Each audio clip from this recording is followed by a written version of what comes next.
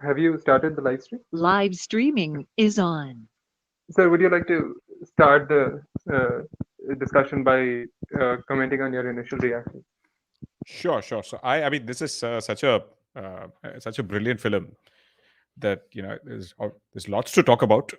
Just purely from the food side. So I'll probably sort of keep my opening comments to some of the broader observations, and then we can sort of dig deep.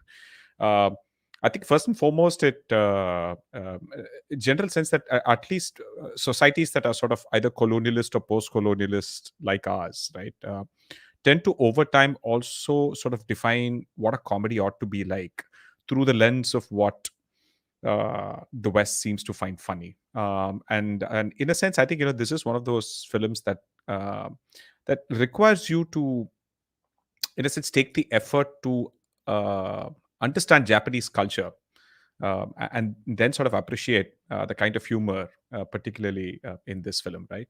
And the part that they take a spaghetti western and turned it into a ramen western is really one of the most defining particular things, right? So the overarching theme of the film itself of a bunch of very sort of cowboy like guys coming into this woman's life, and then helping her, you know there's a beautiful expression, where she says that you helped me find my ladder, right? I mean, it's not like they gave her the ladder, or they built her a ladder. They helped her find her ladder. I mean, I think such a very nice way of really talking about it. And in true Japanese fashion, the overall attention to detail in this film is in keeping with generally the attention to detail that you kind of see in Japanese life, in Japanese design, aesthetic of design, of urban spaces, of restaurants, of devices, of everything, right? The tiny sort of amount of attention to detail is just spectacular. And lots of very very interesting juxtaposition, of ironic elements, like the etiquette hospitality training lady is teaching those young Japanese girls how to eat spaghetti without making noise, in a country where it is absolutely culturally and socially acceptable and expected that you will loudly slurp your ramen noodles, right? And again, training them to eat it with what is essentially a very inferior eating device, the fork, in comparison to chopsticks, in the context of eating noodle like things.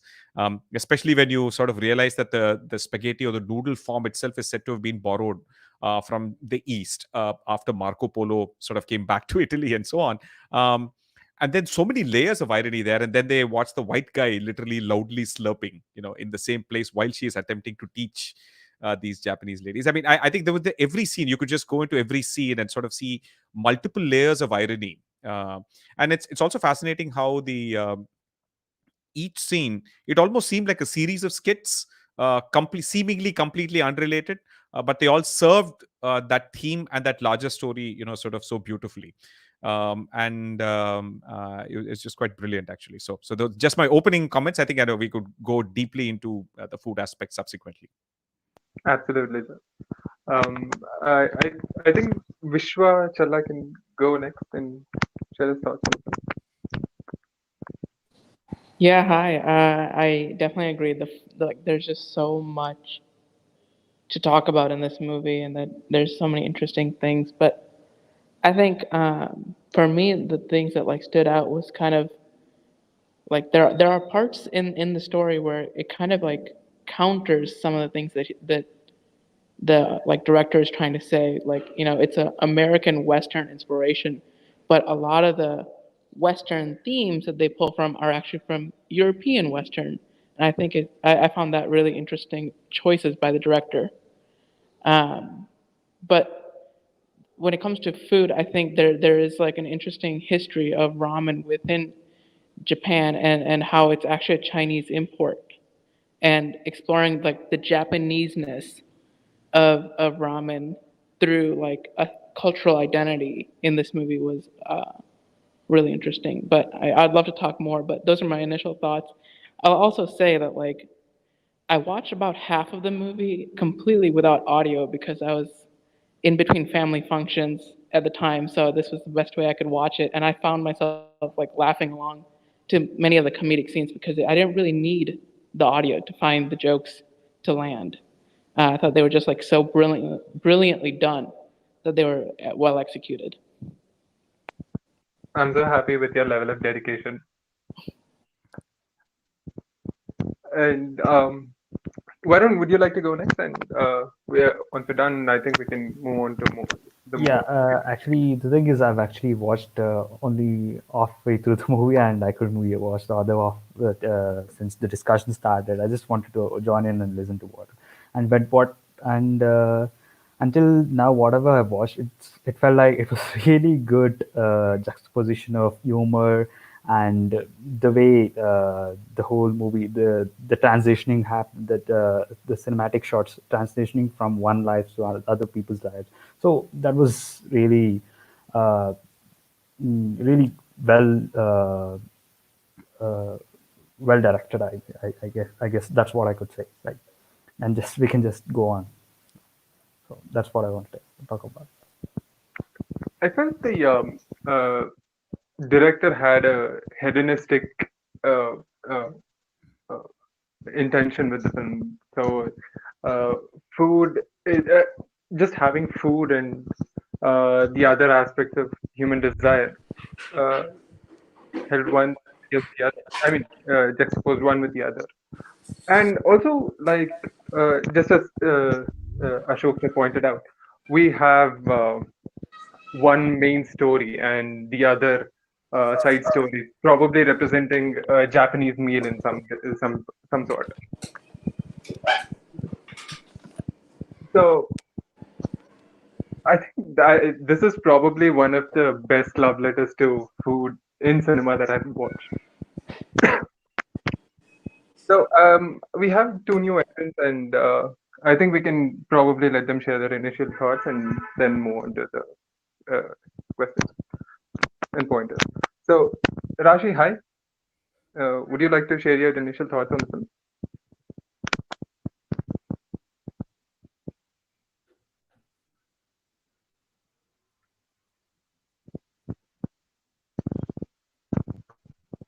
Okay. So,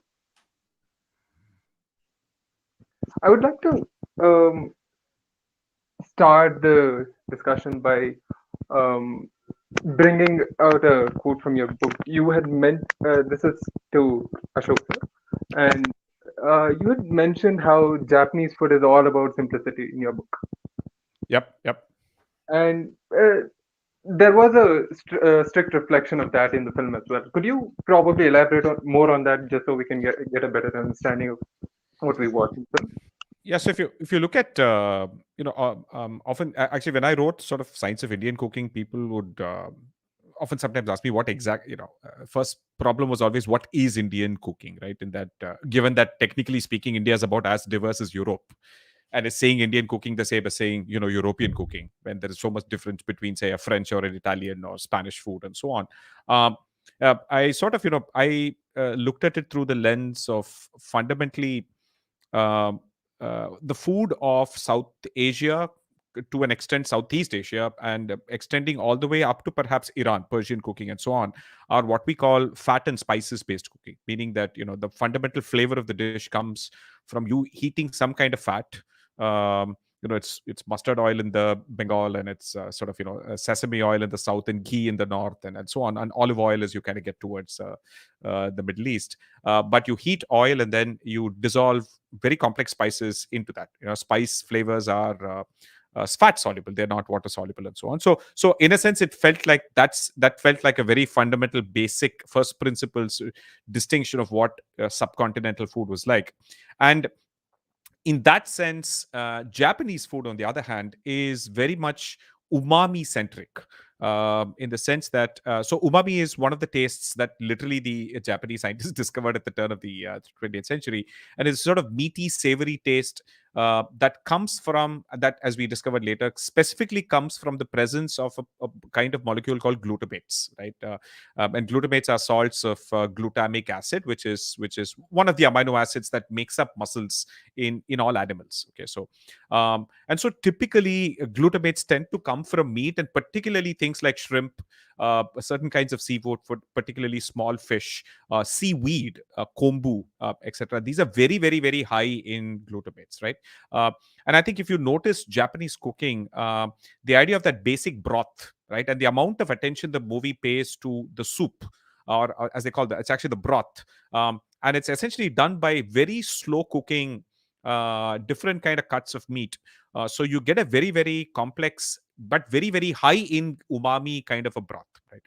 Now, if you notice, you actually don't need to add like spices like dhania or any of those other things, because umami is one of those flavors that lingers and amplifies everything else, right? And so between soy sauce, which is, again, is fermented soybeans, which again is rich in its umami by itself, also has salt. Just salt and umami by itself centrally describes Japanese cooking, and in that sense, it's very minimalist. Whereas Indian cooking requires, like, 10,000 different aromas to come from spices and so on. Whereas in Japan, if you just have a fantastic broth, it's a vehicle for pretty much anything. So that I guess is in a sense the fundamental basis of a lot of Japanese cooking, is to really get a very umami heavy broth at the outset, and then anything else you add in there is just textural contrast more than anything else, right? So some crunch, something that's sort of soft, something that's crispy, and something that's cooked, and something that's raw, and so all the rest of the way you assemble a ramen bowl is really about textural variation. But really the bulk of the flavor comes from something ultra minimalist, just the umami from basically cooking connective tissue and bones, which is where you can't make a broth with, say, boneless chicken or something like that. You need something that has bones, because it's connective tissue that sort of gives you that flavor once you cook it down. Interesting. Um, is it uh,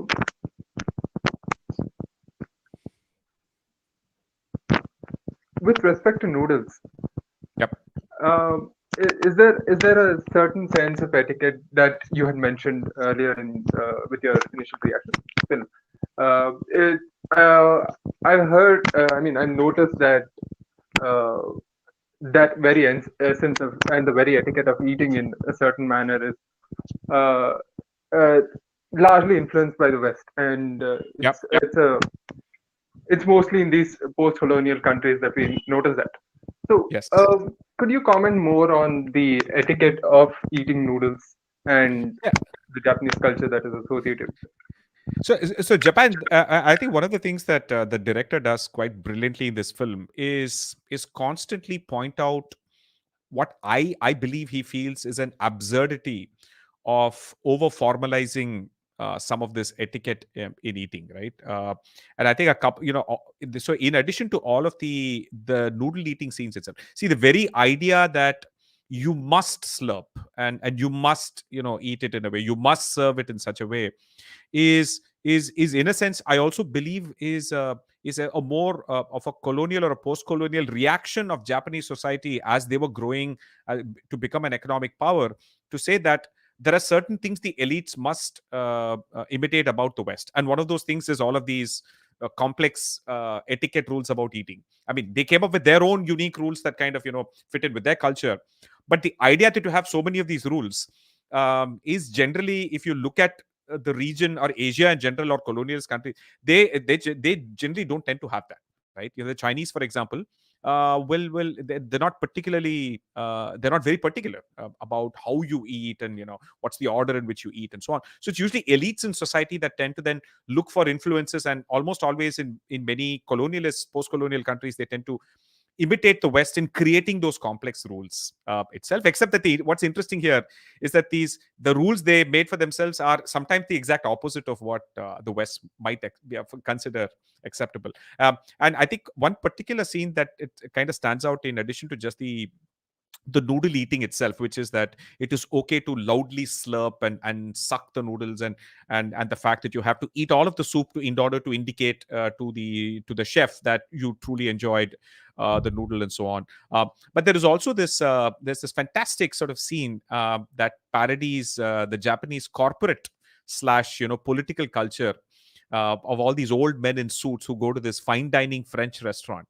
I've been to Japan many times as part of my job, and it's and it's a very sort of protocol oriented society, right?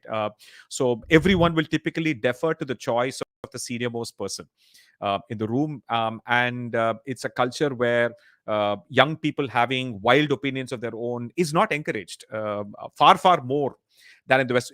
What's ironic is that these are all Japanese men wearing Western suits and ties and eating French food, uh, and yet they bring their very uniquely Japanese hierarchical notion of not respecting the young guys, the youngest guy in the room who has a mind of his own, right? And it turns out that he knows French food much better than these guys who all just go with whatever the boss ordered, right? And you're in typically in Japanese corporate meetings, everyone will keep quiet till the senior most person has had their opinion, and then after that, everyone will simply just agree with him. This is, it's not surprising at all. And he's sort of, this guy goes for the kennel, and he knows the escargot, which is the snail, and he knows the right wine combination for it. And obviously, it's really sort of, it's a fantastic scene that really then exposes this irony that this again is a society that is attempting to show off its power to the West by imitating the West. And that corporate culture is almost a parody of that entire thing. And again, the whole noodle eating sort of philosophy again is that all those rules about how you should eat it, etc. Historically, traditionally, many of these cultures never really bothered about how people would eat, because eating and finding food and eating food was more important. It's all of these things are pretty relatively modern phenomena amongst the elites, if you will. Thank you for the answer.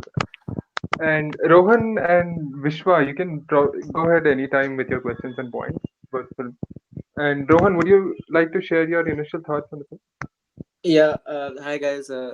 First time joiner here.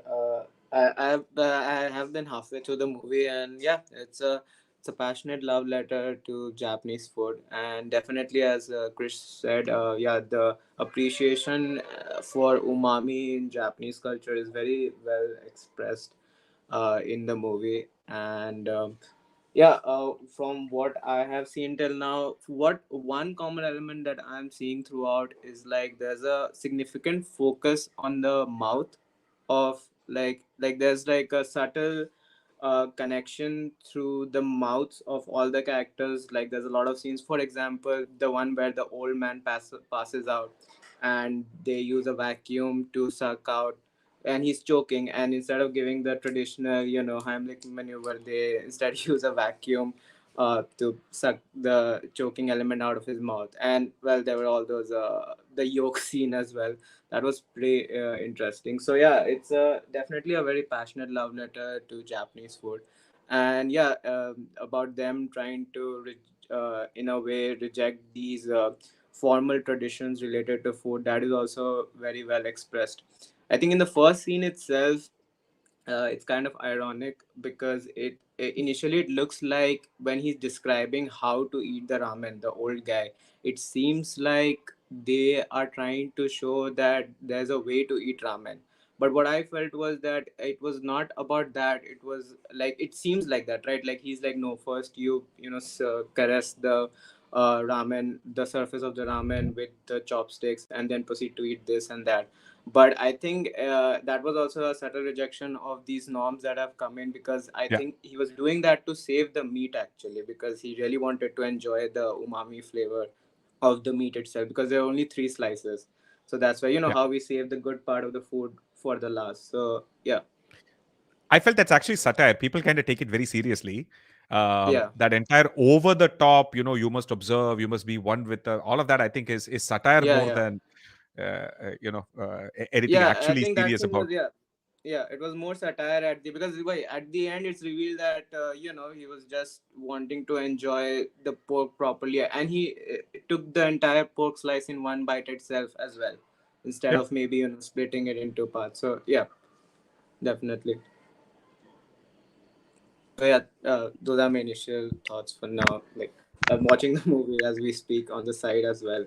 Yeah, and also another element that I noticed is I feel like the different elements of ramen are being explored. I mean, it seems like it's a very disconnected movie with skits exploring different people's views on food, but also like there's a significant part to developing.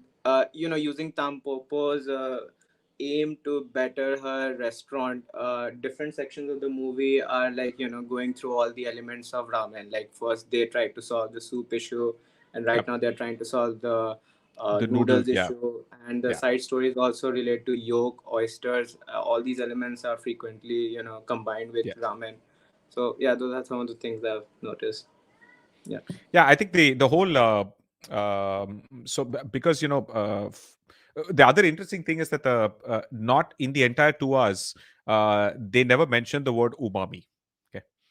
Because by almost the 1970s, I think the West had kind of gotten obsessed with that term, and had increasingly started to misuse and overuse the term in a whole range of other contexts. That rather deliberately, it feels like this movie completely avoids the use of the word umami itself, while implying it, in many other ways, in terms of how you don't overboil the soup and many of these other elements. Which also felt that was quite interesting.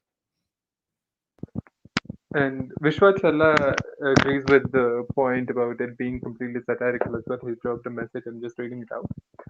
I also wanted to take a look at the parallels the film draws with spaghetti western.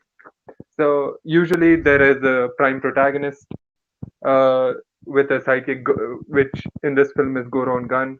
They have a cowboy attire or an equivalent of it, and here we see them with a neckerchief, and the cowboy hat is pretty much always on his head, except when he's probably with the kid.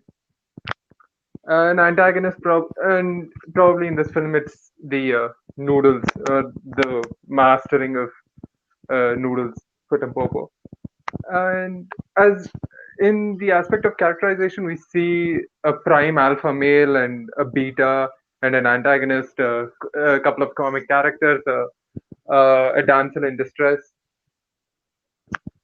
and we see those parallels in the film as well. I wanted to know if any of you picked out uh, similar parallels to spaghetti westerns. Oh, it would oh, actually be a yeah, great, yeah. great point actually. As soon as you said the similarities to a spaghetti western, it is pretty apparent actually. The lone gunman walks into a new town, helps out the locals a bit using his own whatever skills he has, which are not very like professionally developed, but like he just has those innate skills because yeah, the guy, the main character as well, and there's an antagonist, and I think there's like a similar irony here where he's like they have a fight under the flyway with the antagonist. So usually that would be like a one-on-one duel in a dusty town, but here it's like they're fighting amongst the grass in the middle of a city. So yeah, those things, and there's Tumbleweed, that element as well. What? a tumbleweed alternative probably. Yeah, yeah, exactly. And yeah, the motley crew coming together because halfway through the movie they have a guy who's an expert at soup, a guy who's so they have that kind of crew as well. So yeah, definitely the elements of spaghetti, and also I think the one of the other ways spaghetti westerns are done is where there are a lot of short stories, Yeah. that are loosely connected. Yeah, such as the one by the Coen brothers. I'm completely missing the name. Ballad of Which Buster Scruggs. the Ballad of Buster Scruggs, I think. Yeah. Pasta Yeah, Scruggs. Yes. Yes. yeah, Yeah. yeah. So exactly. Yeah. So that element is also there. I think the loosely connected stories. So yeah, definitely gotta agree. Great Yeah, point. but it also, I think it also subverts many of those elements, right? So, for example, Yeah. the fight under the overbridge and all of that, right? And you typically, and it typically in a spaghetti western, it's sort of like a very central bad guy versus good guy fight, right? And the good guy sort of prevails, and so on. But in this case, they both sort of hug and ultimately become friends, and go on to both help the lady and so on. So there's a sort of like a subtle distortion in a way of in much the same way that a spaghetti is different from a ramen. And I think this is really does that as well. Oh yeah, that's also an excellent point, and that is such that there's a scene as well integrating with them teaching the how to eat the spaghetti scene. I think Yeah. Now Yeah, that and you actually, mention all yeah, these points, yeah.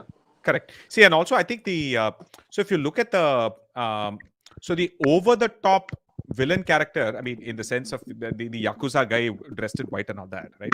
Uh, so he's actually not part of the primary storyline at all. Till of course he comes at the very end and he kind of gets shot and so on. A lot of the hedonism and that over the top obsession with essentially Western food, in a sense, right, is all through the lens of that gangster guy, right? So the Epicurean yakuza guy, True. and that one story that he kind of makes up about yam sausage, about how wild boars only eat yams in winter, and so when they hunt them, they basically eat the intestines because it's like yam sausage, right? And Mhm. so on. That entire stuff is like made up again. I think in a sense that is it is really meant to parody a lot of the stories that Europeans often tell about their food, right? Whether Iberian ham or truffle being found by pigs, and all the other stories that you kind of hear about how this particular town does that and so on. Is really meant to parody that, I felt.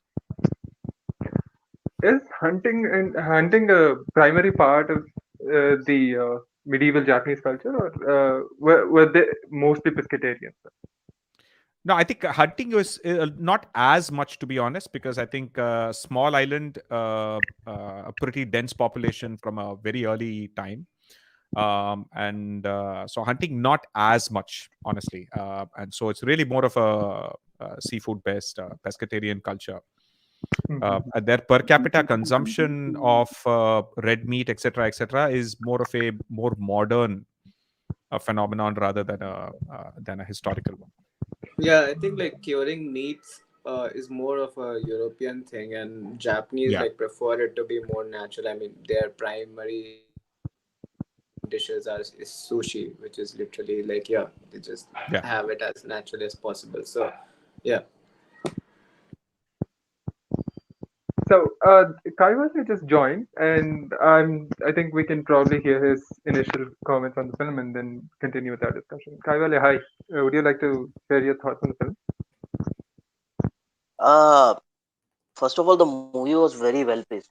Uh, I never felt that the movie is dragging or movies like, not interesting enough or it is taking too much time, which is something that I usually find in other movies a little bit problematic, or they are very fast paced. So here the movie was very well paced in my opinion. The first 19 to 20 minutes there was some usage of music which kind of reminded me of old Hindi movies. So that is one thing. As far as the food part is concerned, now obviously we have an expert, so I will. And also, I'm a vegetarian, so I do not know much about the food thing. I've never explored that part of the thing. So this theme itself is going to be very new for me. So I'm here just to listen on that thing. And yeah, I really like it very much. Quite frankly speaking, even the parts which were not actually part of the main story of the protagonist learning to make the best noodle so that she can feed her own family. Apart from that, the all the other side stories, the small stories which may or may not be connected, were also very good. I think the only that one, the lady in the grocery store, I think that was something a little bit odd for me. There must be something that I might be missing in that particular short story, but all the other short stories were also like very good. And I really like that first time they deviated from the story. The corporate guys going over and all ordering the same thing except for that one young guy who is the clumsiest one, but who has the guts to actually go, break the mold and try something new, which is sort of what I am doing with this scene. Then the whole thing that okay, this is how spaghetti is supposed to be eaten, but then they see someone who is actually an outsider and a gaijin, right? The gaijin is the word, right? So who is a gaijin Yes. and eating it in a different manner, and so everyone, oh, it's normal. Why are we wasting so much time? Let's eat how you want to eat it. So that was also something interesting. And the woman who was teaching them the ethics also gave given in the end. Yeah. And obviously the monster part was really interesting. I really like the opening, quite frankly speaking. It was like, oh, this opening should be used in some Bollywood mainstream movie. That would be really fun to watch. Breaking the fourth wall and saying, oh, popcorn, do not disturb others, and stuff like that. It would be really Yeah. funny. uh, so yeah, that's about it. And I think. out of I So I think. and Sorry. Sorry. yeah, Go ahead. sorry. Yeah, and the three, that's this is something that I didn't notice the third one. I didn't realize which was the third one. But that was really interesting for me. The three that, and all the three that's having different reason and having different consequence. It was not related to the main story, but yeah, all the three that's were absolutely different, and in a way, all were like, because we connected with the monster, with the gangster, sorry. So yeah, it felt bad. The death of the woman who died preparing the last meal, just after they enjoyed her last meal, and then she died. So that was very heartbreaking moment. I think that was probably the most heart wrenching moment in the entire movie. And the third death of that tortoise, for the sake of the, whatever it was. So all The three fruit. deaths Yeah. were Yeah. also very important. Yeah, and different a little bit, and all felt bad for a change. Yeah. Yeah. No, I think so. We did kind of speak about how the those corporate guys eating a French meal. We did briefly discuss it about, I think, maybe perhaps before you joined, about how it is in a sense also a parody of a couple of things at multiple levels. One is sometimes Asian culture's tendency to blindly copy Western culture and look up to them, look up to French food and all of that. But then at sometimes not really understanding what it is, and then the Japanese, the problematic culture of not encouraging individualism, or the youngest guy who actually knows his stuff, but he's not encouraged, right? So, but whereas in the West, usually individualism is respected a bit more, and so on.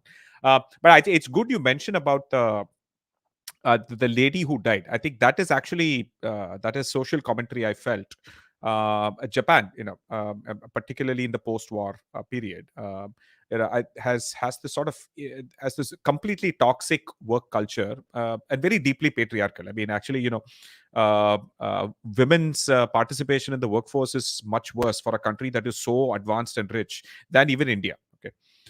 And so women are often asked to be at home. They are often not promoted, etc. And then everyone just works themselves to death. In fact, the Japanese term for it is called karoshi, which is work to death, right? And then that's basically subtle social commentary that says that she's like almost dying, and then the guy says, "No, no, wake up, make a meal for us," right? And almost reminded me of Great Indian Kitchen in a sense. And she makes the meal, and then basically completely then is work to death, right? And then they are like enjoying that meal, saying that that was the last meal. So it was really this sort of social commentary. It's good you mentioned about the music, because the Japanese are hugely into Western classical music, and the entirety of the soundtrack is based on basically one piece of music, one very long sort of symphonic work by Franz Liszt called Le Prelude, right? And Le Prelude is it's a series of symphonic poems that has like multiple parts to it. There is the first part is called Love, and then the next part is called The Storm, and then you have a calm before the storm, and then you have the battle towards the end, right? And the movie is also laid out that way. So the first part, the music in the first part of the movie was the love part of the Le Prelude, this thing, and then the end was the battle, because they finally win the battle, right? But there's something interesting about that, the closing fanfare that they use towards the end, right? That exact piece of music was used for news bulletins by the Nazis, especially when they would announce victories, that this this general on the Western Front has defeated Poland or whatever it is. So whenever Germans would hear that music, they automatically were conditioned to hear, okay, they're going to announce some victory, battle victory somewhere, and so on. So in fact, after the war, there was a de facto ban on that for several years in Germany. You could not play this Franz Liszt Le Prelude on German radio and so on. So it's like quite interesting how the Japanese, he kind of uses this particular piece of music, and it almost the entire movie almost. I think he's picked this because I think it fits into the overall flow and theme of the movie itself. But I thought the music was quite interesting too. True, and with Itami, there is a general tendency for him to pick classical music, even with his film The Funeral. There is a high indulgence with classical music, but I don't think I can point out the names of the film as much as well as you do. By the way, Krish Ashok sir is also a music connoisseur and a musician. For those of you who didn't read the message on the group.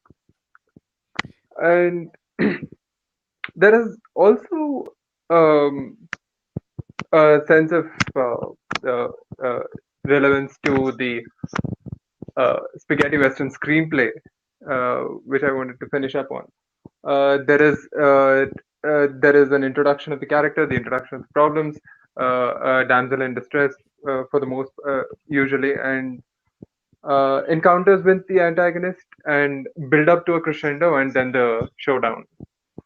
And we saw a similar uh, uh, uh, similar screenplay play out with the film as well.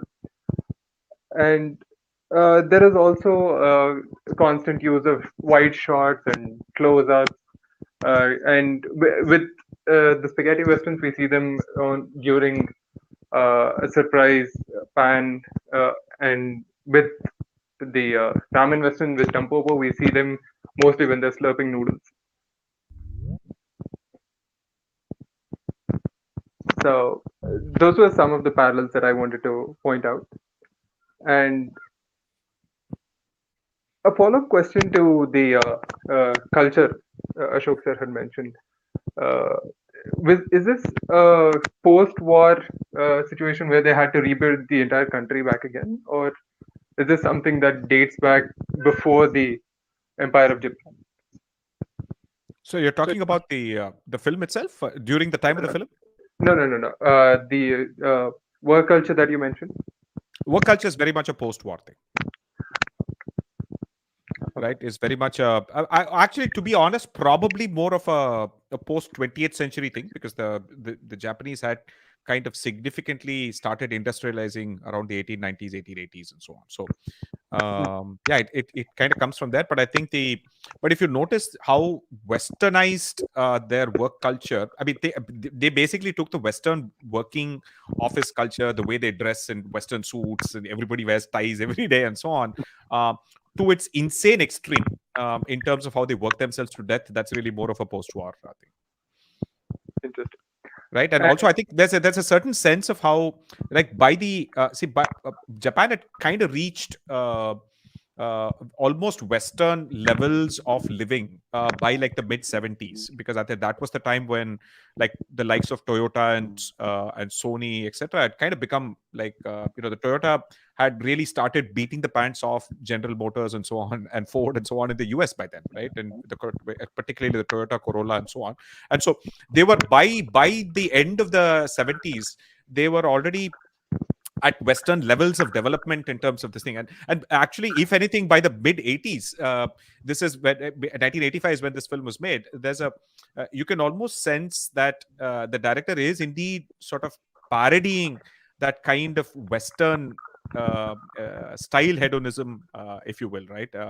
Right down to the Yakuza guy, as well as the other, those corporate chaps, and with the spaghetti eating scene, which is quite interesting, because usually she's teaching those girls on how to follow Western etiquette, while the gaijin, the foreigner, probably got told when before he came to Japan that you need to learn the Japanese etiquette where slurping loudly is acceptable.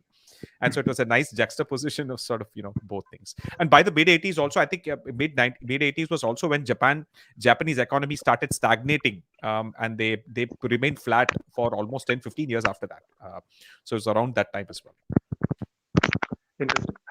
Um, uh, since the since the short stories were brought up uh, in the discussion before, I think it would be ideal to discuss on them as well.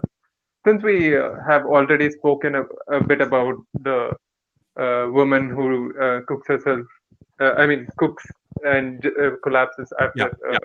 the final meal.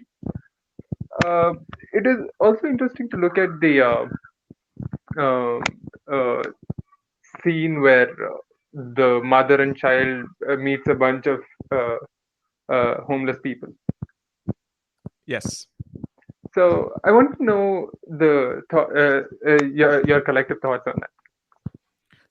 Actually, one interesting thing about if you notice how, where one of those tramps kind of takes the kid, sort of breaks into a restaurant and makes omu rice, right? which I think some sort of a tribute to a Charlie Chaplin scene or something, right? So anyway, uh, but the interesting thing is that the omu rice by as a dish itself is quite an interesting thing, right? It is sort of like a very modernist opposition to the if you will, the lengthy complexity of some of these traditional Japanese dishes, or a ramen for that matter. Right? It takes hours to actually. You can't make like a ramen from scratch quickly, right? I mean, unless you have an instant ramen.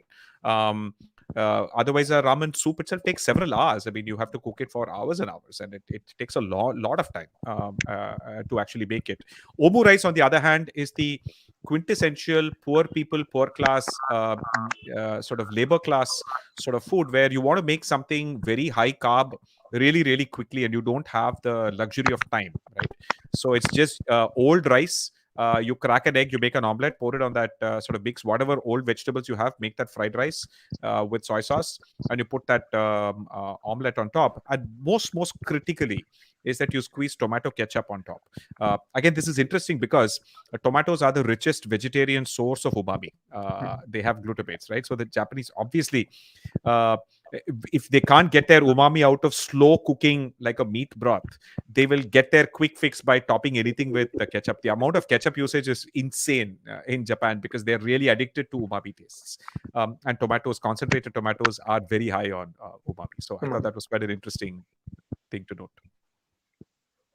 And Vishwachala has a tiny point to add regarding the point that I brought up. I'm reading that asides could also be borrowed from the kabuki theater, where asides were used to strengthen the theme without direct connection to the main story. So, since we brought up the aspect of culture as well, we have, and since we were talking about the Eastern culture and the the aspect of humans and food interaction. I mean, the human and food interaction.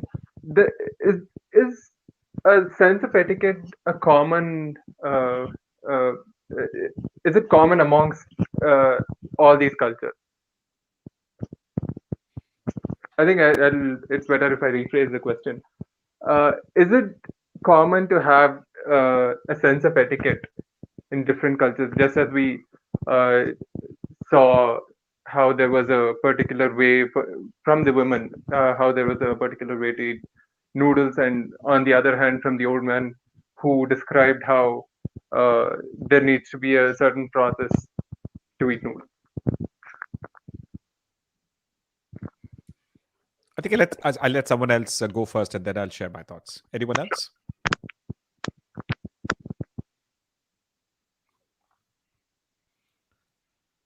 All right. So see, my thoughts on this are that, see, in general, as if I looked at food history itself, right? Uh, Food etiquette is almost always in every society. Basically, the higher up the class hierarchy you go, the more elaborate the etiquette. Okay? And also, it etiquette operates in a couple of ways. One is that you are signaling the fact that you have all the time and the money to do the signal, to eat it in a specific way, to take your own time uh, to eat it in a specific kind of cutlery, and all of that sort of stuff.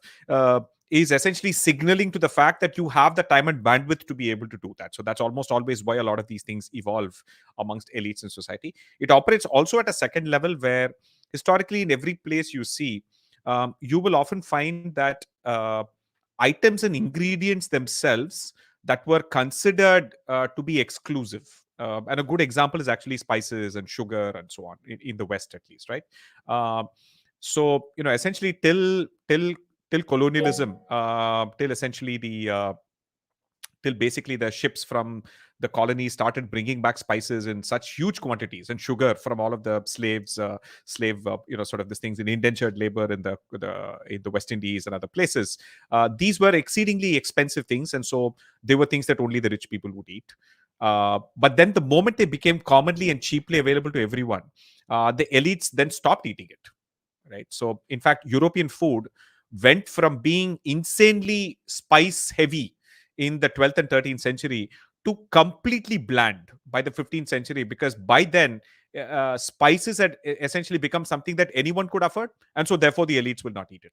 So in a sense, almost always food etiquette and the choices of what you eat, etc., are you see a lot of parallels worldwide in general. They're basically signaling mechanisms to indicate the fact that you are exclusive in a sense. Yeah. So I think Vishwa wanted to talk.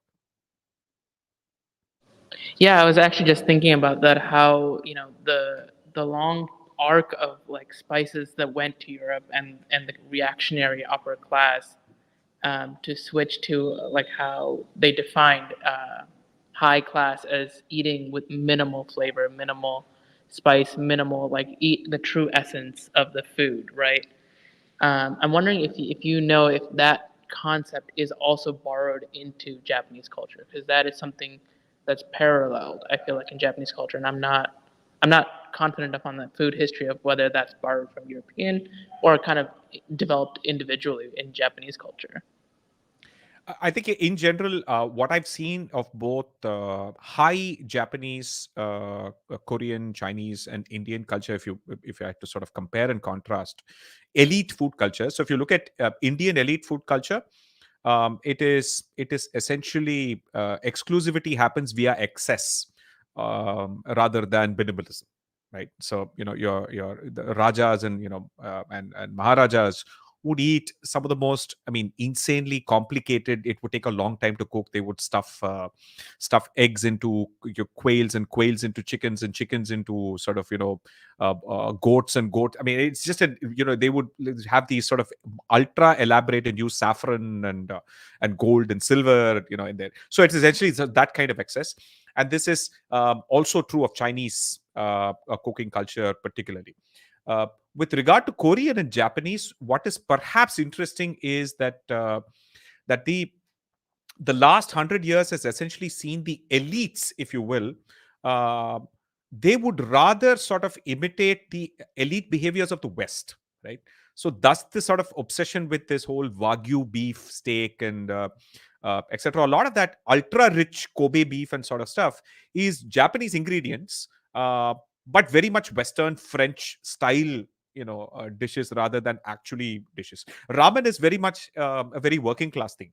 Of course, in the West, it's sort of, there are now expensive ramen places and all that, but at least in Japanese culture, it's a working man, sort of working person kind of a thing in Japan. So the elites in Japan tend to imitate Western culture rather than.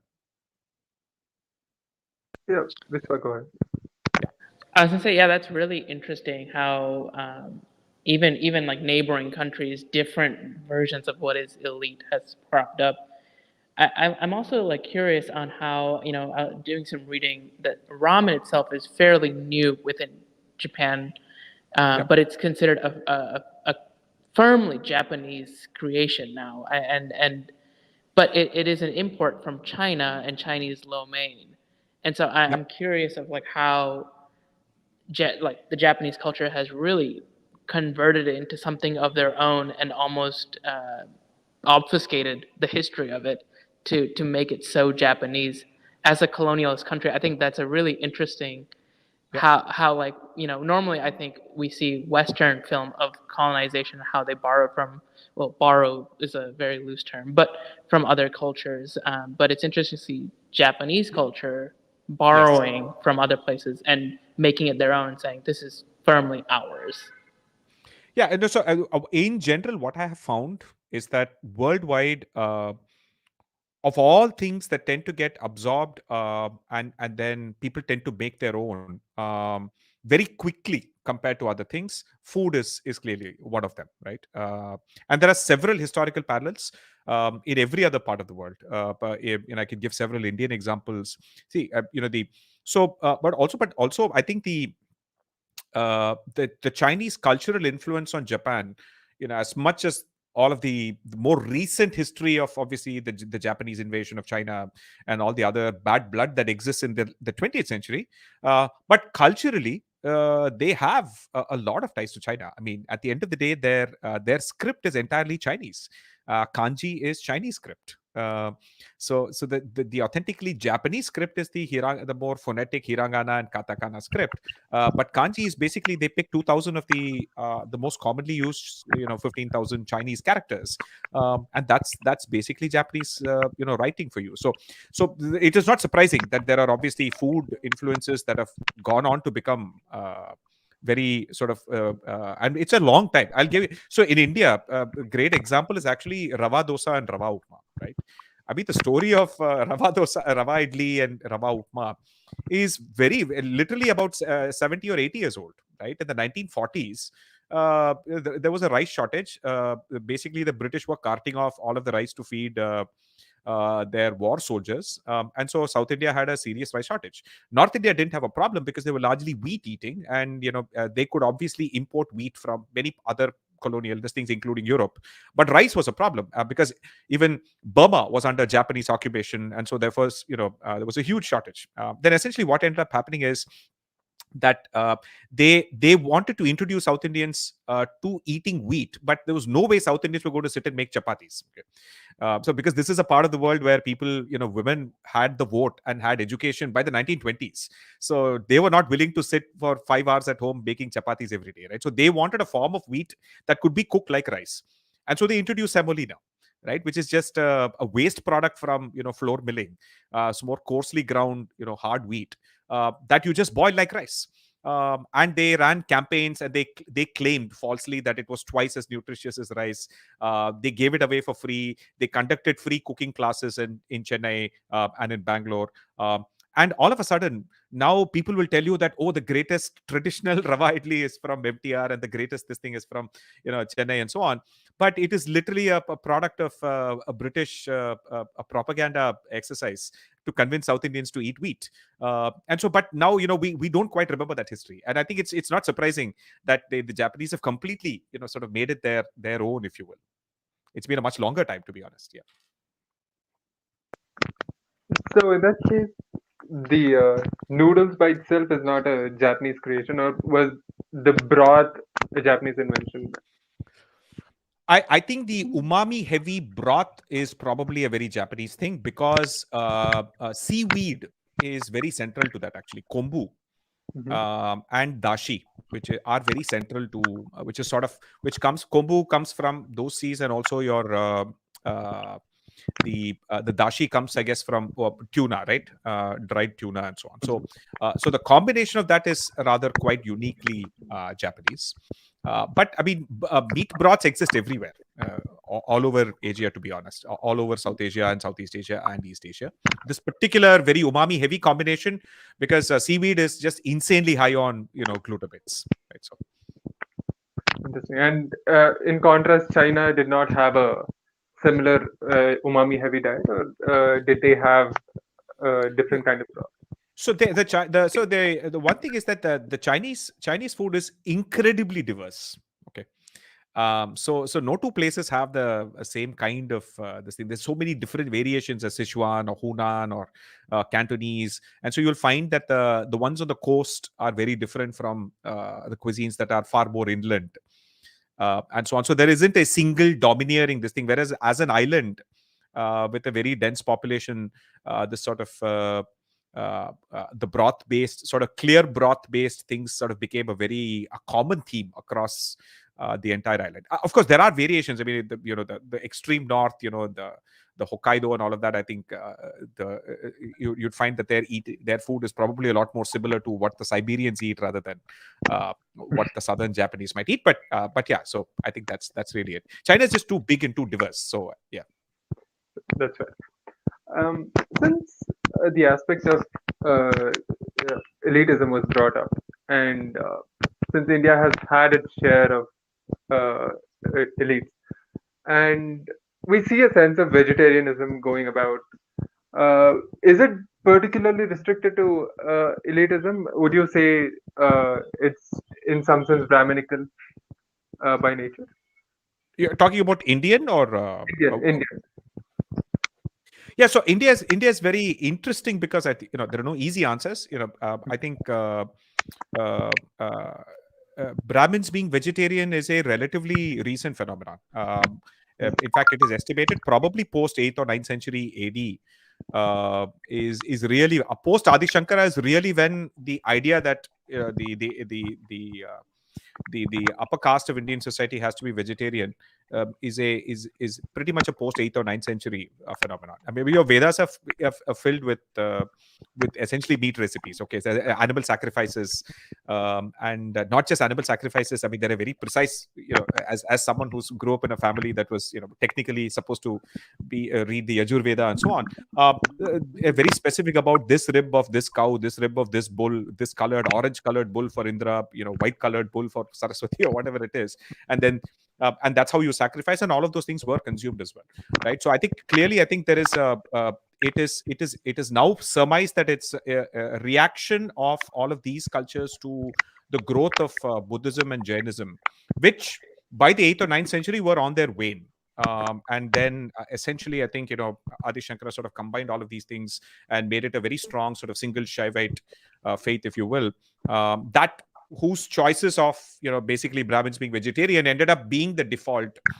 If that is, if you don't count obviously Kashmiri Brahmins and Bengali Brahmins and Gaud Saraswat Brahmins and so on, where coastal communities, mountain communities almost always will get their protein from either seafood or goat and so on. But yeah, so I think that's really more of a relatively recent phenomenon. But then after that, I guess you have to go to the colonial period when all of a sudden, at least South Indian Brahmins kind of became the elites in society because they all got jobs within the British Raj. So in that sense, they became elites during that period around the mid 1800s and so on. And so that is essentially the world that it's the baggage of that we are living with right now. So this was probably the point where they turned vegetarian? Or Not really. They've been vegetarian, I guess, since about post Adi Shankara's times. okay, I'm sorry. Yeah. Yes. And oh, by the way, there was one aspect of the short story I think we left out from discussing.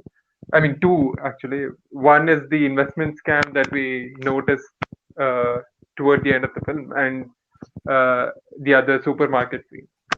So I also wanted to know what it brought out, the reaction the supermarket scene brought out amongst all of you.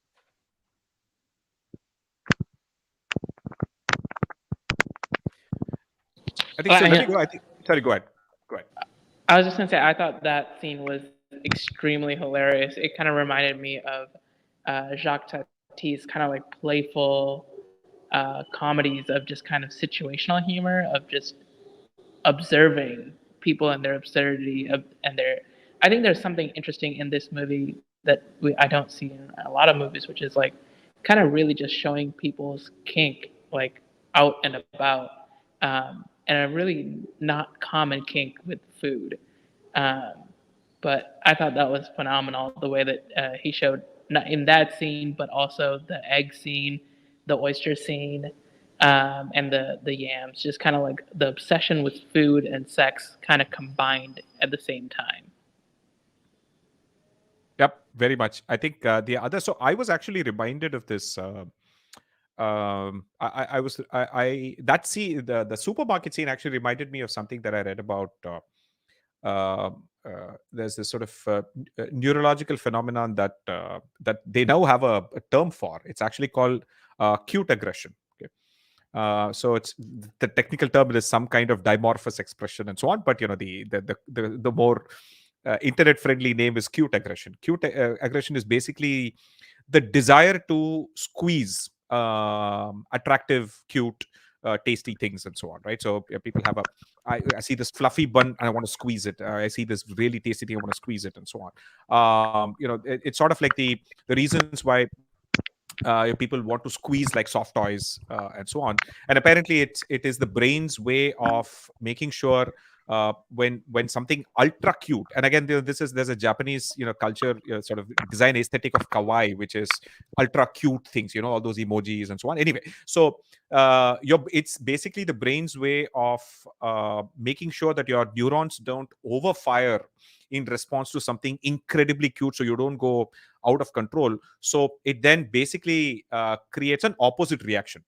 So it's called cute aggression. Is that people literally want to choke a teddy bear to death, literally something that cute, or people want to pinch a baby's cheeks to the point where sometimes it's painful. It's basically a brain's way of sort of adjusting that, and so on. So it was an interesting sort of parallel. The lady basically goes about squeezing things, but doesn't actually eat. And you're right about the number of food related kinks that they kind of explore. Right. One thing that kind of stood out was because as a science nerd, that stood out was they put those prawns, the large prawns, in soy sauce, and he places it, he upturns that vessel on her sort of belly, and those prawns start moving. If you're familiar with Korean as well as Japanese food culture, there's something called the dancing squid, right, or the dancing prawn, right? It's basically, so they bring you a freshly killed squid or prawn, and then they pour soy sauce on it. So what happens is soy sauce is filled with salt, and sodium chloride basically sodium tends to make muscles twitch in any freshly dead thing, particularly small things like insects or prawns and so on. And so their muscles will involuntarily move. I mean, it's still a dead animal, but it's it's a spectacle, if you will, right? And I thought it was quite interesting when they kind of showed that. So, since we also brought up the uh, uh, sex scene, I wanted to know if there are any correlations between elitism and using food in sex, because it seems like it comes out when there is an excess of food. If not, it seems extremely wasteful to involve that in a sexual act. Would Yeah, you yeah. can comment on that? See, if you remember Wall Street, right? Gordon Gekko basically saying that being rich is not about having enough money to spend. Being rich is about having enough money to waste, right? And in that sense, going back to the Roman Empire, and literally any sort of ultra powerful empire in history and so on, a lot of demonstration of power, etc., happens through excesses with food. Uh, the Roman orgies, if you will, and a lot of these things I found, I think they were sort of parallel to some of those Roman orgies, with even this guy in the hotel room with all of those grapes and fruits. It's very much a very Roman thing, right? None of those fruits are traditionally native to Japan and so on. All of these are very European things that he does. And so in that sense, yes, almost always food is associated with power, and power is associated with sex. And so almost always, yes, this is always there in every culture. Yeah. Mhm. And originally I just figured the aspect of squeezing the peers were somewhat of had a somewhat of a correlation with the Spanish festival of squishing tomatoes with your feet. Not sure if you The remember tomatina and all of that. tomatina. Yeah. Yeah. And Yeah, I one think the uh, squeezing of the pear was I felt like that was like a sexual alliteration there Yes. more. Yes. And that whole supermarket scene, yeah, I feel like it was a more comedic skit to be put in. But yeah, just another way, I think, to show how we interact with food in different ways, like the sexy in the beginning, as well as this the supermarket scene as well. So Yes. yeah, yeah, Vishwa, you can. The pear emoji actually is very much it is a sexual reference, if you Yeah. look at, yeah, yeah, very much, yes. this way you can go ahead. Yeah, I kind of, the conversation now kind of reminded me of how Japanese culture has a very much repressed sexual kind of energy where it's never directly talked about and heavily alluded to through a lot of their media. And I think this was maybe the director's attempt to bring that kind of illusion as well as like criticism maybe of Japanese culture of like repressed sexual energy to his film. But I don't really see a sense of uh, empowerment in the a sense of balance between the genders here. You still see the female being reserved particularly to a female role, a Oh, Japanese very much, very nation. much. Okay. That is true even today. Yes. Mhm. I I guess with all the films that I've seen, I've never seen a man cooking in a kitchen. All the Japanese films I've A man will cook in a restaurant, yes, but yes. at that grandfather sort of old that ramen chef expert comments Mhm. that Mhm. first time he's seeing such a woman cook such a good ramen, right? So he says that at the end, once she perfects the soup, if you will. Right? Mhm. But I think, and I think there was also perhaps overreading into this, but then that's one of those things about watching films. They said you get to overanalyze things, and I think it's part of the thing. The final end sequence of the entire end credits, when basically there's breastfeeding going on, right? I think the entire Okay. end sequence is basically that, right? And for almost 2.5 minutes. And it immediately sort of struck me at multiple levels, right? So one is obviously my first reaction was obviously going to be on the scientific side, but one is that the so a lot of things that we consider to be good taste. Oh, this is very tasty. That is not tasty. I like this. Or for that matter, I eat this. I don't eat this. I eat fish. I don't eat fish. I can't tolerate fish. I'm vegetarian. I'm not vegetarian, or and so on. Or I eat pork. Don't eat pork for whatever reasons. Um, in a sense, modern sort of neurogastronomy research essentially says that a disproportionate amount of ultimately what you will end up liking and what you will consider good taste comes from the time when you were breastfed. In that basically the flavor molecules produced in mother's milk are all unique, and then essentially depend on essentially what the mother is eating on the mother's diet. And so therefore many of your taste preferences are literally solidified in the first 8 months of your life. Okay, so much for all the rest of the other food culture and all of that. So in that sense, basically breast milk determines a good chunk of what you will or will not eat, in addition to obviously immunity and all the other things, but it also determines a lot of your future tastes, um, which is all the more hard for people who grow up in a specific culture with why cultures tend to police food is almost intuitively, because of the fact that once you sort of police food, you can sustain those food cultures for a very long time, restrictions for a long time, right? And so if your parents did not eat something, there's a good chance that you will not eat it. And obviously I think the modern world and people's ability to easily access other kinds of food and experiment and go outside of more than 20 miles from their birthplace and so on is obviously changing that to an extent, but only in a very tiny number of people. Most people simply just eat what their parents ate, and I thought that was quite an interesting one. And the second allegory I felt was probably the fact that at the end of the day, food is one of those things where men are largely exploiting women's free labor, if you will. And I think in Absolutely. that sense, I felt that was it was sort of an allegory to that as well. So I essentially have my mom to blame for my aversion to eggs. Now, if she does not, if she didn't eat egg when basically women their diets when they are breastfeeding significantly determine the tastes of the children. Yes. Mhm. Definitely a great fact that you shared with us, Krish. And yeah, I think this movie does emphasize that as well. I think in the beginning also, like there's like when the main characters meet with Tampopo, and the antagonist does not like her ramens, but the next scene itself after the fight is her kids telling that these are the best noodles in the world. Like small scenes like that, and Yeah. how the kids adore the food their mom makes. So yeah, and yeah, regarding the woman's role in preparing the food, yeah, that is also re-emphasized.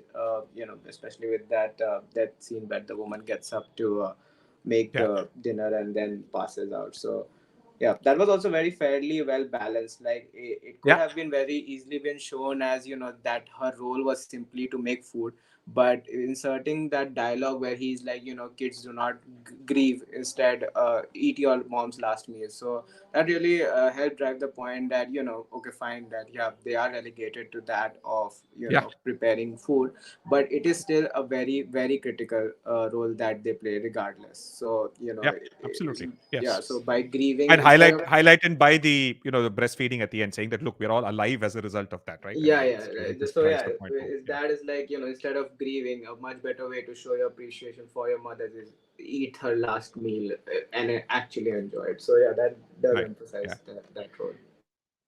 Yeah, and I think it. So one additional thing I thought I'll point out, and again, this was because the one of the last places I went to before the pandemic lockdown happened was Tokyo, and one thing that often strikes you about Japan is their incredible attention to detail, and more importantly, their incredible attention to what's called user centric design, meaning that anything that they design, they pay a lot of attention to how users tend to use them, and I mean there's some because they're such a crowded, densely sort of populated country, it is still such an absolute pleasure to use a lot of their devices, their appliances, their trains, and every bit of urban public infrastructure is so thoughtfully designed, right? And for example, in crowded metro trains, right? Because you're always completely choked, almost like Bombay trains, and you often don't know which station, and you really can't often see the board and so on. And what they often do is that each station has its own unique 6-second ringtone, which they will play about a couple of minutes before you reach that station. And so over time, you just quickly remember, oh, this ringtone, this is my station. It's just these tiny, small things in terms of how they design their urban infrastructure is just really just fantastic. And you see some of these things in this film, right? And when he talks about how to run a good ramen restaurant, right? There are the showy ones who just you're not really paying attention to the customer, and he says that you have to observe the customer. Are they hungry or are they in a hurry? Are they looking to enjoy a slow meal, right? And how do you sort of pay attention to how they're enjoying it and so on is Yeah. all quintessential ways of how the Japanese tend to look at being sort of very user centric. Yeah, I think the Japanese are very defined by their meticulous nature. And yeah, we see all those viral products, right, which are like very well utility function, and they're usually most usually always Japanese. So a Yes. great fact about the metro, though, that's very Oh yeah. cool to Yes. find out. There's a website where you can listen to all of the Tokyo station's ringtones, and most of Okay. them are composed by like this one guy, who Okay. specializes in making unique, memorable, catchy 6-second tones. Okay, so it's just remarkable. Okay, that's quite interesting. But yeah, that is definitely something to appreciate. That in a such a condensed country, which is Yes. like the population is quite high considering the land mass, they still have such a focus on utility. And I've heard about all those vending machines as well, and that Oh is also yes. pretty insane to imagine. You have And you any? can You have ever had any of those vending machine Oh pizzas? man, they're amazing. You get beer in vending machines. It doesn't get better than that, right? So Yeah. yeah, and actually you do get there are vending machines that vend hot food also. You can even get like a ramen. You can get like a instant ramen and whole bunch of other things that are even hot food as well. It's just remarkable. Do you think this attention of detail, this more utility and design focused products, it's more, a post war rebuilding thing, like, because they had to rebuild and, try to do it faster, they focus more on Very the much. utility of things. Yeah, very much, very much. So you can see that in every one of their major commercial successes, right? From the Sony Walkman to the Toyota Corolla, utilitarianism is just built into that design. Right down to their rice cookers. I mean, their rice cookers are just fantastic, and you wonder, why can't I have that? In South India, where again I cook rice every other day. Why are these cookers so terrible?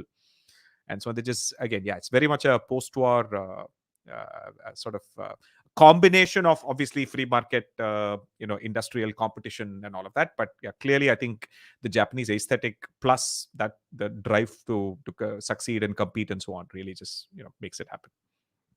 I think it has something to do with this also, no? That their average age is also like Japan is considered to be one of the older nation. Like there are more elderly people, so they cannot, Yes. wait in lines, form up queues and stuff like that. So that is one of the major reason why this vending machine and this picked up this much. And I Very also much, add very much. that is one of the reason why they, the user centric thing is also because they know that most of the people that are going to use are elderly people, and we cannot help them out just because Right, of the right. sheer number. It would become really hard. So making it intuitive would be better for them. Yeah, actually, it is not just older people, but also younger people. So in Japan, like kids as young as 5, 6 years old will travel alone on the subway to go to their schools. Okay, and so they clearly said that given our country, I can't essentially have a school bus infrastructure given our narrow roads and all of that. So kids kids have to use public transport. So we have to create a culture where they don't get lost, and they are safe, right? And so a lot of these things are designed to be really friendly to kids as well. I guess China also is sort of picking up on the habit of playing music toward the end. I mean, to probably signify something. I think it came to my attention with on Last Week Tonight with John Oliver, where they play, I think, "Movement" by Kenny G, and absolutely nobody is familiar with the musician.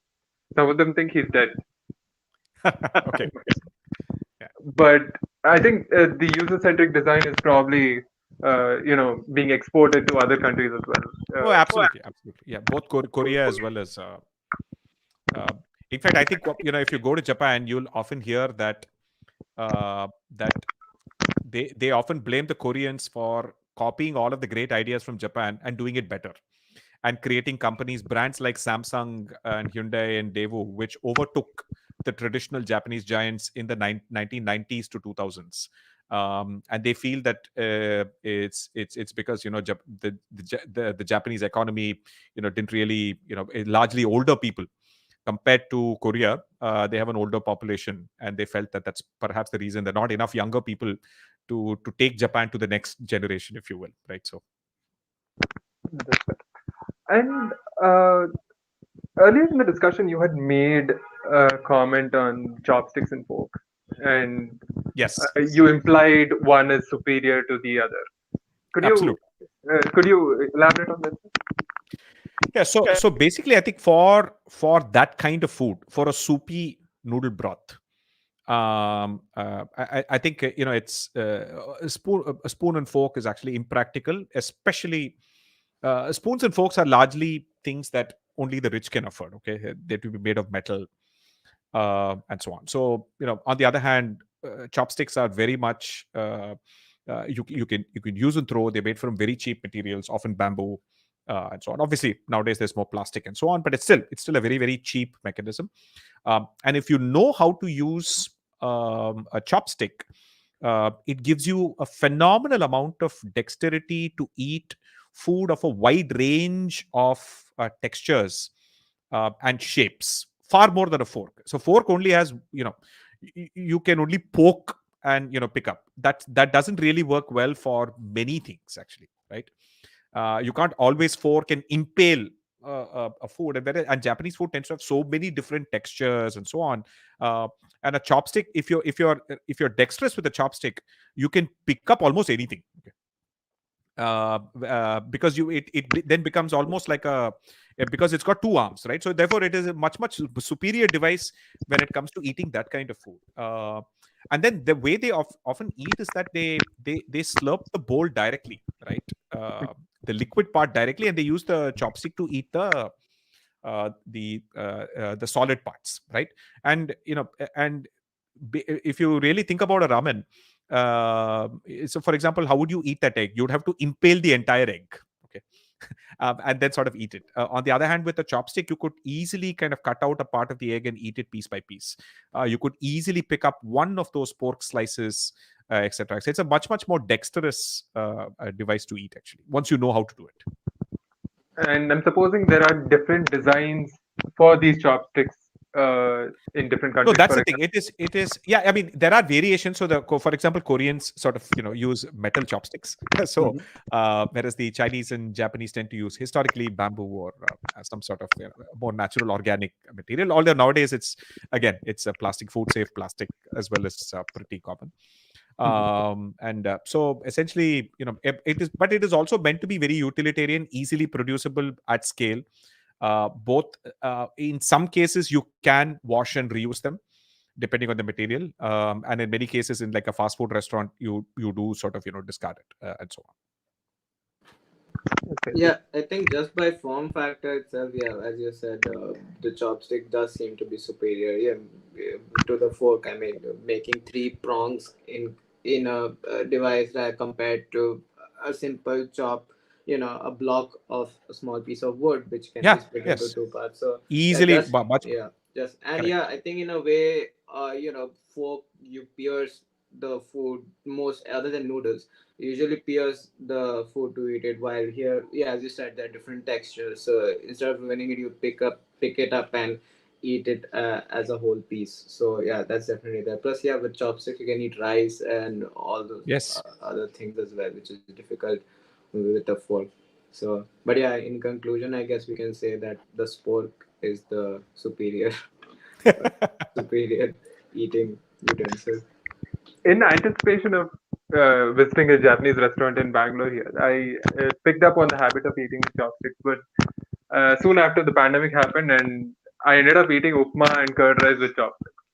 Oh yeah, yeah, yeah. It actually it's a pretty universal. Once you're reasonably dexterous with a chopstick, you can eat anything with it, and True. you'll often, once you do it frequently enough, as often you will find the people of Southeast Asian and as well as East Asian descent, they'll like want to reach out to the chopsticks for literally anything, right? Mhm. In fact, they even use it for cooking, right? So they use the chopstick to turn things around, to take things from the bottom of the vessel. Gives you a lot more dexterity than a regular ladle, right, which is fixed size. And here you have a moving thing, so you can sort of, almost like a tong, so you can grab, you can do all these kinds of things. Yeah, I think it also emphasizes like in comparison to the spoon, a less of excess. You're eating like maybe one grain of rice, or maybe like five, or if you're picking up a slice of pork, you're picking up an a very thin slice. Or for noodles, say like in spaghetti, we roll it up and there are like a bunch of noodles clamped up in there. While in a chopstick, you get to a one long noodle maybe or two or three. So I think like in terms of access, it's in chopstick you get to enjoy the food a bit more. Yeah, Yeah, yeah, yeah. which is emphasized in Japanese culture as well. They want to really enjoy the different Be elements mindful, of the and food. yes, Yeah. yeah. One final aspect of the Japanese culinary culture I wanted to bring up was the difference in the way they drink alcohol compared to the rest of the world.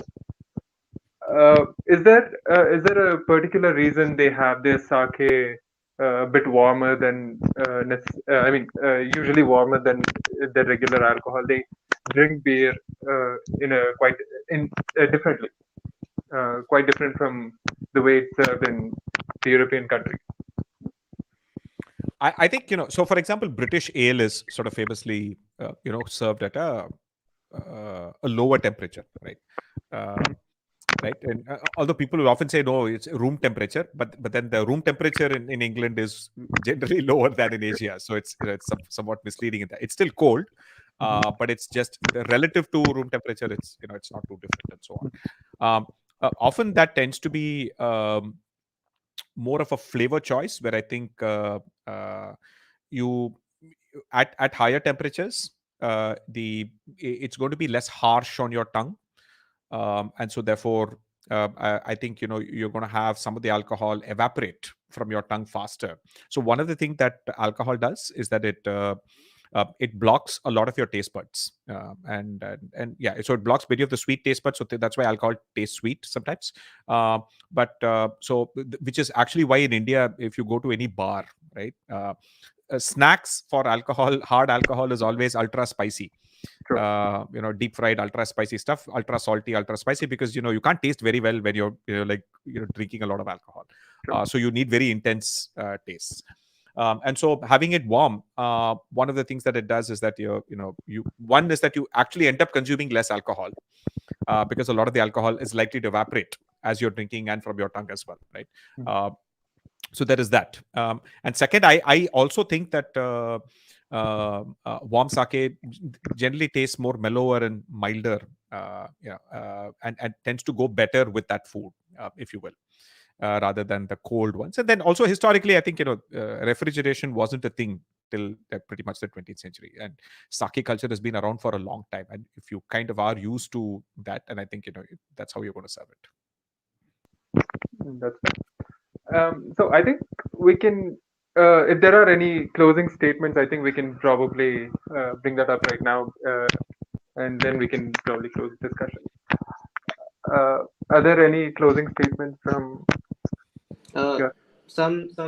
some lasting thing that I note, some few things that I noticed that I appreciated. Like for example, when they finally taste the finalized ramen that the Tampopo gives them, which they actually enjoy. A great use of just increasing the exposure to show the relish that they got. When they all finally actually finishing the soup, the exposure suddenly goes up in the movie to show that they really enjoyed it. And yeah, regarding the spaghetti western, as I noticed near the end of the movie, everyone has a hat, but it's not exactly a cowboy hat, but all the part of the gang who are helping Tampopo better the restaurant, they all have maybe it's like a baseball cap, or one of those old people hats. Everyone has a hat on. So yeah, and overall, this movie, one thing I like about Japanese movies, or in any form of Japanese media, is they always make the most wackiest elements work. Like say the yam sausage scene when the guy is dying.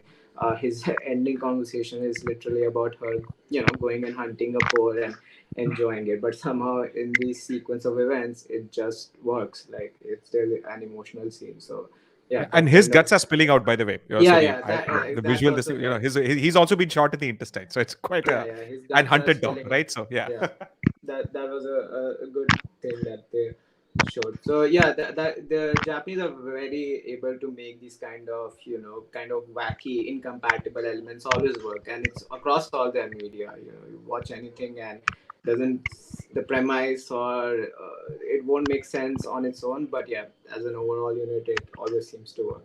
And someone mentioned about the pacing as well, and yeah, this movie is quite well paced considering overall it isn't about a lot of things, but with those short stories which are really really tightly paced, it really works well. And I think it's yeah, again it's balanced where there are scenes which have a lot of people, a lot of things happening, and suddenly we have a scene where we are it's a long shot, we're enjoying it. So yeah. Oh, and another spaghetti western thing that I noticed, the circular white transitions, I think they're fairly present throughout the movie, and that's more of a Mm. like American western thing, if I feel so.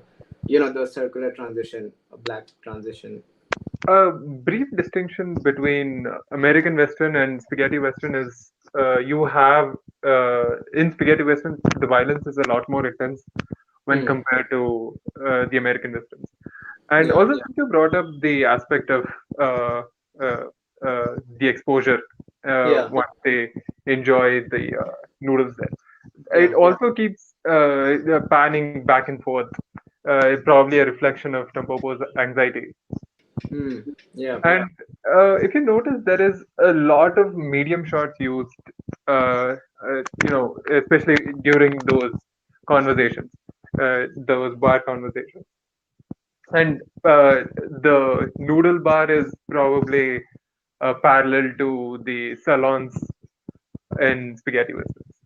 Oh yeah, actually, yeah. I actually, I mean, after you notice it, it did strike me that the first scene where the guy with the cowboy hat, the main character, as we could say, when he has a brawl with the antagonist and 300 dudes, the first one he beats up and throws back into the ramen restaurant. It almost there is some sort of like similar thing to a salon door, which it's a common shot in westerns, right? Like they punch a guy and he goes into the bar, crashing through those swiveling doors. Yeah. that popular in salon. So yeah, that also it strikes me now that that's also there. So yeah. There is a strong sense of influence of the kind of screenwriting we get from American and comedy westerns and spaghetti westerns on the a large part of Bollywood, Hollywood, and the southern regional films. You Yeah. have the same screenplay structure. They don't really move about outside of the the prime antagonist, the prime protagonist, the damsel, and build up to a crescendo and a crescendo. A really good example of this is Heat by Michael Mann. It's just a tiny diversion I just wanted to insert.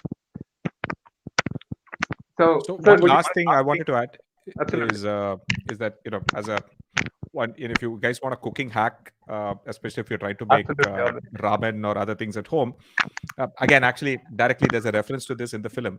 So if you've ever eaten good ramen, you will find that the noodles have a sort of like a very springy, more chewy texture, not like a soft and mushy texture.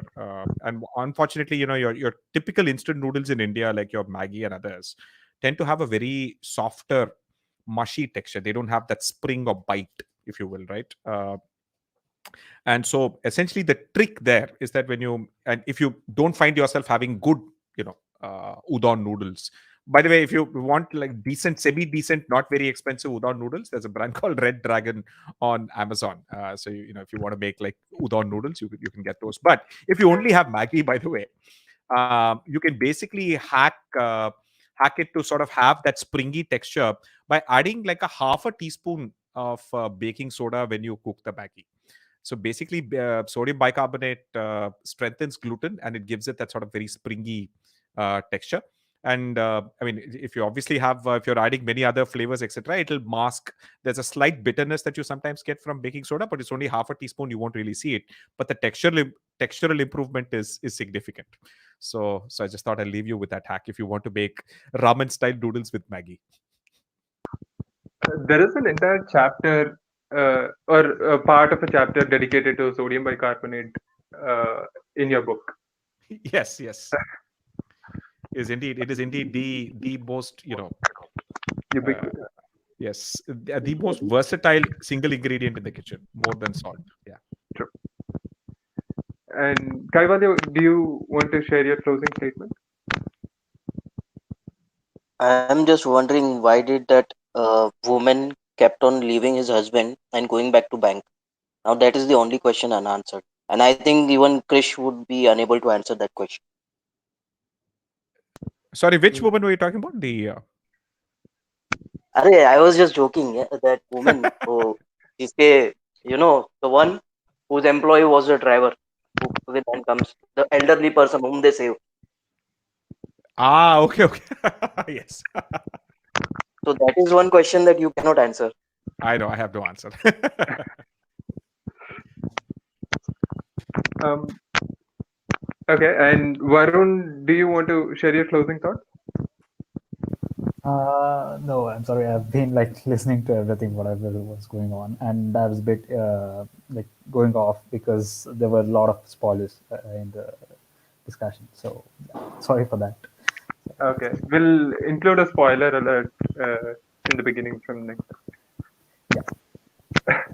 So, the film, in some sense, seems reminiscent of the way noodles was brought to Japan. It is not really a Japanese creation, but they have mastered it in some fashion. Similarly, spaghetti western is not a Japanese creation, but they have mastered ramen western in some fashion. I think that was probably Itami's way of saying there is no particular ownership to anything, not food, not filmmaking. And I think that is what struck me the most throughout the film. And while with my knowledge, little bit of knowledge I had about ramen before, and with my expanded knowledge I have about ramen right now, that is something I wanted to share with the rest of you.